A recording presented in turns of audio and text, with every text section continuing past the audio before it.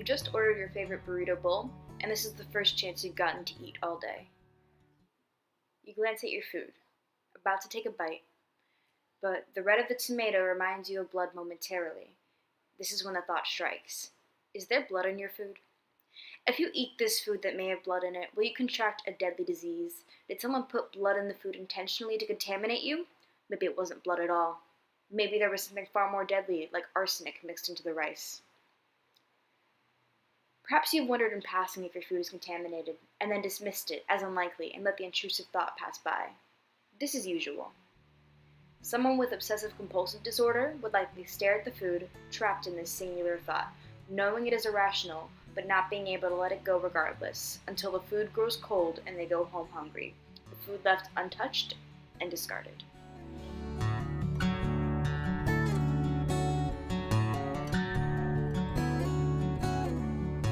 Now, most people, they associate like excessive hand washing, or like flicking on a light switch multiple times on and off again, or like stepping on like a crack or something, or boarding a crack on the side. Like, they think of that as OCD. And like honestly, like hand washing or something, everyone might have experienced a little like the OCD or obsessive compulsive tendency, but the difference between having the tendency to do that and actually having the disorder is that when you have the disorder, you have no control whatsoever over those thoughts in your head. You cannot control the obsessions, and it's very, very, very hard to control the compulsions.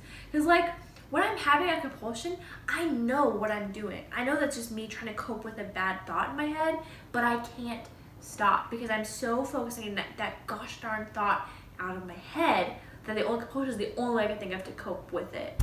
I think when I was like a sophomore or junior in high school, I was driving home from my friend's house for the first time. One of the first times I was driving by myself. I was alone in the car and it was very dark, so there were like no street lights or anything like that, so it was a little stressful. And I very vividly remember, I think I just hit the curb, honestly, because I felt the car go like a little bump, and it honestly felt like it was just the curb. But I remember I suddenly panicked and I thought that, oh my gosh, what if I just ran over a person?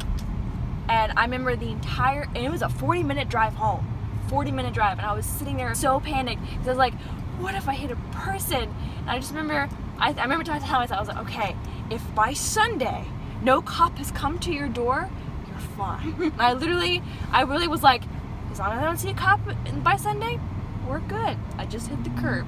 I remembered I would check the front door. I couldn't get near the front door for a solid week while I was waiting to find out if a cop was going to come get me or not, because I hit the curb, but I had that one passing thought, like, what if that was a person? And then it lasted for about a week, waiting for a cop to come to my door. It was horrifying. OCD is rendered in the popular imagination as being particular or neat or liking to see things arranged in a certain way, and there is some truth to that. People's compulsions can focus on certain orders or repeated washing or whatever, but it's important to understand that those compulsions, the outward signs of the disease, are being used to deal with these intense, overwhelming, debilitating obsessive thought spirals, the kind that will take you over and the kind that will, if unchecked, kill you. If it gets to a point, it can really interfere with your life.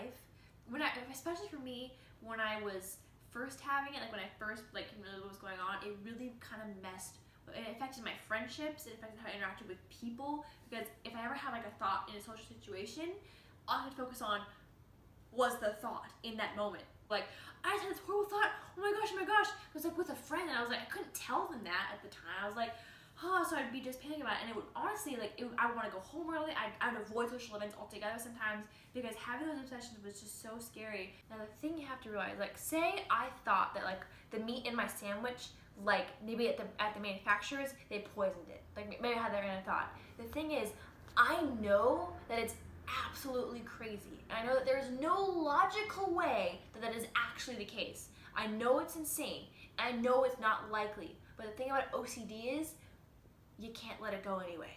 That's the problem. It's like people think that we think our obsessions are real and it's crazy and think they're gonna happen. We don't.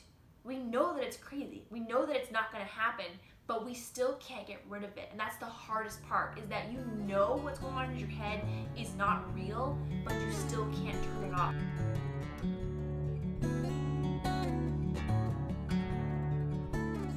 So this is where it all began. This is where my very first OCD thought spiral happened, was in a Bath and Body Works.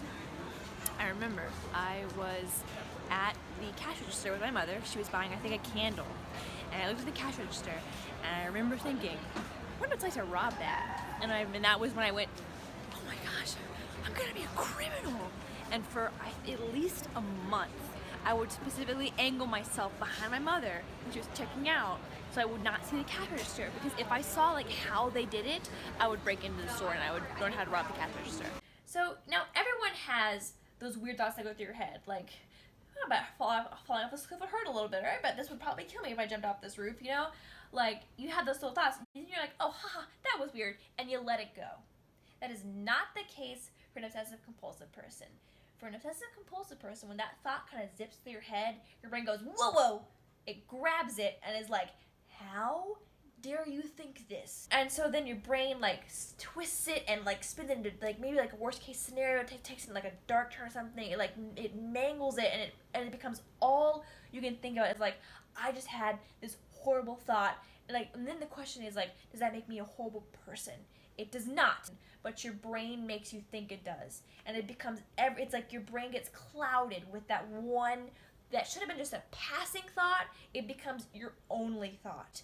And that's the obsession part of OCD. That's where obsessive comes in. Now, compulsion, that's how you deal with that horrifying thought that's in your brain. So that's things like maybe like you check out like WebMD for like if you're panicking about like something, a disease you might have. That's when you clean the house because you're worried about like maybe like a germ got in there. It's like when you, well, for me, it's like when I do a bunch of like homework, or I do a bunch of origami or something because I'm so horrible about what I thought that I was having. The compulsions are the way you handle the obsession. Like stepping on a crack, break your mother's back, like that typical one. Like for an OCD person, they would avoid stepping on the crack so they wouldn't break their mother's back. Like that's kind of what it means. It's like you do the compulsion because you're so terrified that the obsession will become real. So compulsions are what people see, but what you don't see is why they're doing it in their head. Now, I know for me a lot, I get really panicked that I'm going to get a germaphobe again. I get panicked that I'm going to have like a disease or something, become in contact with something. So for me, I take cleaning very seriously. That's one of my compulsions. But honestly, it's honestly not my biggest one. Because honestly, my compulsions kind of come out kind of small compared to people with OCD. It's more like origami, or like watching a Netflix show, or like maybe organizing my bookshelf or something like that. My compulsions tend to be kind of small scale. But that doesn't mean my thoughts are small scale. Often it just means like my thoughts might be so big that I don't know any other way to cope with them. But obsessions are the things you don't see. It's the thing that's like kind of taking control of your brain. And the compulsion is the only way you know how to deal with it. To kind of, even for a moment, relieve the stress that thought is causing you. And you've used the term thought spirals a couple times. Do you want to like define what that is? Yeah. So a thought spiral is it's the best way I know to describe it. So like going back to like that one thought, like say you think jumping off the roof would probably kill me. You have that one thought that goes through your head, and then your brain latches onto it and is like, excuse me, how dare you think this? And the thought spiral comes in, because then you go like, oh no, I'm a horrible person. Like, oh no, how dare I think that? Oh no, am I going to actually jump off this roof? Oh no, jumping off this roof actually kill me? Oh my gosh, do I want to die? Like, oh no, but what will my family do without me? Like, what will my friends do without me? Like, oh my gosh, how am I going to live? How am I going to handle everything if I actually die? Will I go to heaven? Will I go to hell? And then you just like, you go on this giant spiral of different scenarios. And that's where the thought spiral comes in. It becomes that one thought becomes you're the only thing you can think of, and you twist it in every way possible, and it becomes like this twisted coils of weird trails and like what you think is going to happen. And that's what a thought spiral is. You have the one little thought, and it just spirals out of control. Now, there is a dark side to the thought spirals, and that's where it gets kind of scary. OCD can be really scary because I think my worst one was, it happened, I think 8th or 9th grade. I saw like a knife on the kitchen counter, and I had that weird passing thought of, if you got too close to that, you could slit your wrists. And I was like, that's weird, because I have never had any desire to do that. I've never ever contemplated suicide. I don't want to do that. I've never been at that point of my life where I've been contemplating that. But the thought went through my head, and for at least a month, I was terrified. We were on vacation in Tennessee with my aunts and uncles, and we were in a cabin, and for some reason they ran out of bedrooms. So I was forced to sleep in the movie theater on the basement floor all by myself on a little air mattress in this giant room. It was right in the middle of like the worst part of the spiral, and I really I panicked every night. I was like lying awake, and I was so terrified. Honestly, part of me thought I was gonna get up and go find a knife, because I don't know why that my brain was so convinced. So what I only thing I could think of to do down there, Frozen had just come out and I'd seen it like 3 times, so I would actually go through the whole like opening and like script of Frozen in my head over and over again until I fell asleep. After that, it was kind of like I felt it start to fade out of my mind. Because the thing about thought spirals, when you're obsessive compulsive, you know that what you're thinking is insane. You really do. You know that it's like outrageous. But the thing is, you can't stop it. So you have to have kind of like a wake-up call that it's stupid, basically, to put it frankly. So for me, what I've learned is if I tell somebody that I'm like, hey, I'm having this thought. Is this even logical? And they go, no, I can let it go. Now, sometimes when I don't have access to somebody like that, I actually keep a journal. And once on that page, it's like I can kind of like close the journal, put it away, and I can let it go.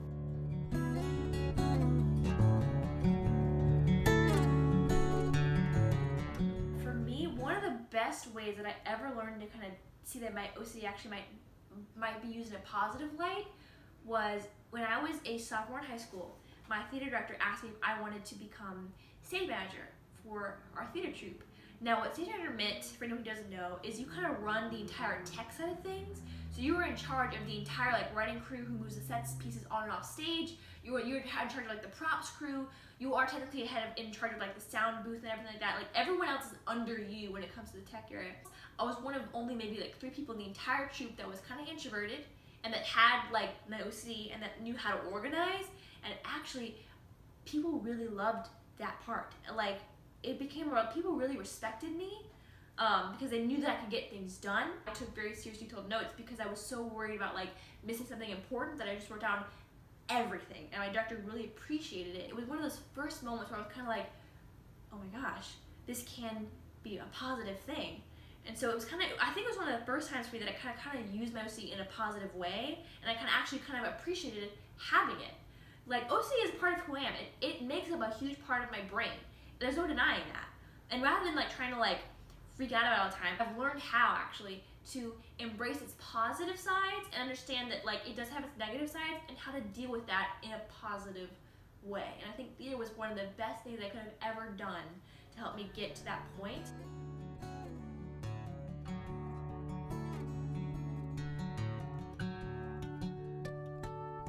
So as you might have noticed, there's a lot of fan stuff going on in my room. Like, a lot of fan stuff. I mean, to start, we have this giant poster right here behind me. And then we have this nice collection of different stuffed animals. We've got a Stranger Things pillow, a Monster Book of Monsters from Harry Potter pillow, some stuffed Wally is one of the newest additions, as is Jack Skellington. And then, if we have any Star Trek buffs in here, which I doubt we do, this little guy, his name is Tiberius. He is a Tribble. So, I mean, isn't that the neatest thing you've ever seen? My laptop is covered in fandom stickers as well. We've got Merlin, we've got Gilmore Girls, Singing in the Rain, my all-time favorite movie. So, honestly, fandoms are definitely a very big part of my identity. I basically live in fandom t-shirts. Anyone who knows me has always seen me in some kind of nerd t-shirt. I have a bunch of nerd socks. Not right now, but I have like some fun ones. I've got like Nightmare for Christmas socks. I've got Disney socks. I've got Slytherin socks. You name it, I've probably got it. You name it, I'm probably a fan of it. And I think for me, my first spiral happened, like my first like memorable one happened in 2012 when I went to see Avengers. I remember it very vividly. And I think that's when I kind of realized something was wrong in my brain. And that's also when I became a fan. I think my first fan ever was Star Wars. I grew up on Star Wars. And I loved it a lot. And then I got into Marvel through Avengers. And I loved it a lot. And it was kind of like fandoms became a way where I could be obsessed, but like not in a damaging to yourself way, you know? Because for me, my OCD takes form of obsession. So some people don't even believe I have it because it's mostly up here in my brain. So for me, the fandom was a way where I could get really into something. I get really passionate about something, and I could like basically obsess over it, but it wasn't like harmful to myself in any way. I think reading was one of the earliest things I got into. I got really into like reading like the Magic Treehouse series. Those were some of my favorites, all the history kind of books. Every night I was reading a book. And I think, honestly, it's probably one of the earliest examples of my obsession, because I had to read a book before going to bed or I couldn't sleep. And I think it was kind of a way for me to kind of shut my brain off at night, because I read the book and then I go to sleep. And if I didn't follow that specific order, I'd kind of panic a little bit. So books have been probably one of the earliest examples of my different obsessions. Now, one of my coping mechanisms, however, is right here. Puzzles. I adore puzzles because it's really satisfying to watch this giant box of pieces all come together. So when I'm really struggling with something, I think this one's my biggest one. I pull this guy out and try to like lay him out, and I try to build the puzzle. And it's kind of a great way for me to like still, not like I'm turning my brain off, like, like watching a TV show or something. I'm actually using my brain, but I'm also not obsessing over like whatever it was I was thinking about. It's more like I'm being active, I'm using my hands, I'm using my brain, but I'm not thinking about the bad thought I don't want to be thinking about. So puzzles are definitely one of my biggest coping mechanisms now.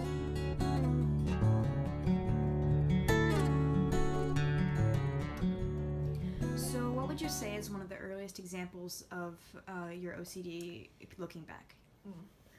That's a good question. I think for me, probably the earliest indicator that I had OCD was when I was like 2 years old. One of my Christmas presents was a set of like VeggieTales toys, little figurines. And my idea of playing with them was I'd organize them on I had like a table, and I could like set them up. I organized them by color, organize them by size, by like preference of which ones I liked the most. I'd set them all up in that specific order I'd chosen for the day. I'd admire them, and then I put them away. I have to fully admit that pattern still continues to this day, because right here, these stuffed little guys, they have a specific order that I put them in every day. So we start with the big pillows, and then Captain America goes over here because he's first, and then this one goes next to me because my boyfriend gave it to me, as did this one, so they stick next to me when I'm sleeping. Wally sticks right here because he also is very important to me, because I got him in New York and he was my flight buddy because I was nervous about flying for the first time. And then Jack Skellington, now he's brand new, so we're still figuring out where he fits in, but also I think he looks really nice next to the Captain America. I think they're going to be buds, so he sticks right here. And then I also make sure that his name is Bruno and his name is Tobias. I make sure that these guys always come together in a little triangle to kind of like seal off the deal, because for me, shapes always have to end up closed. That's my for personal comfort, is when the shapes actually end up closed together, so they have to form a nice little triangle.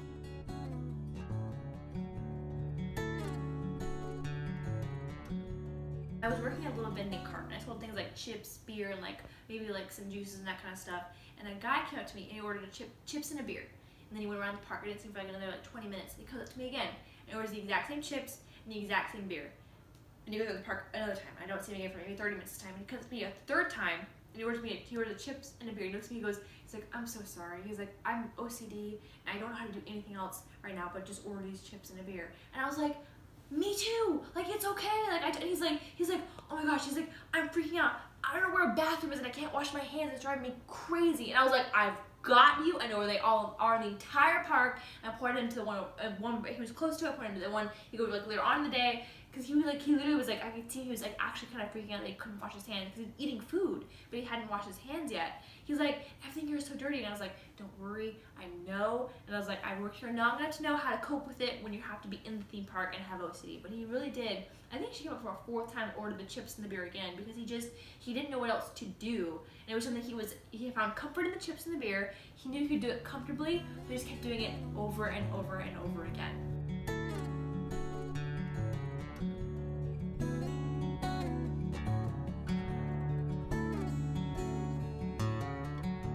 Freshman, sophomore year of high school, I kind of started understanding why my brain was working the way it was working, and I was like reading, and I was starting to find people who like were also like me, and who also were struggling with thought spirals and like how they started dealing with it. And that's when I kind of learned how to like accept my OCD and realize that it was definitely a part of me, and realize that it was affecting my life, but also how I could like control it more or less, and like how I could like use it to actually give me strength rather than keep bringing me down.